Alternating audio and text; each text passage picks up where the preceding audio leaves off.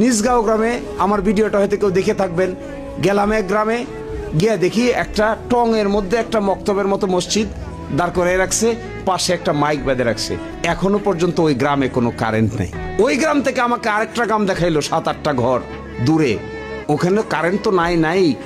গ্রামে যে যাব, মাঝখানে হাঁটু সমান কাদা পাড়া ছাড়া ওই গ্রামে যাওয়ার আর কোনো সুযোগ নেই। এক গ্রামে গিয়ে দেখি ক্লাস 8 পাস কোনো লোক নাই, সবাইকে ডাকেও খুঁজে পাওয়া যায় না। সবাই এসে বললাম 8 পাস একটা লোকও নাই? বলে স্যার একটা লোকও নাই যে 8 পাস করেছে।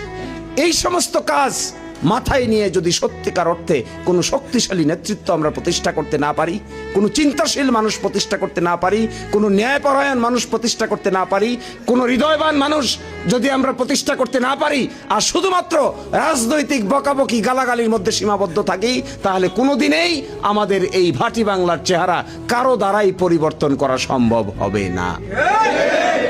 আপনারা ভাববেন আপনারা সম্মানী মানুষ, বুদ্ধিমান কি ইশারাই যথেষ্ট। আপনারা ভাববেন, নতুন করে ভাবেন। শুধুমাত্র গালাগালি বকাবকিতে কারো কিছু লাভ হবে না, কারো কোনো ফায়দা হবে না। ফায়দা করতে গেলে আমাদের সম্মিলিত প্রয়াস ছাড়া, সম্মিলিত প্রচেষ্টা ছাড়া নতুন কিছু জিনিস বাস্তবায়ন করা যাবে না।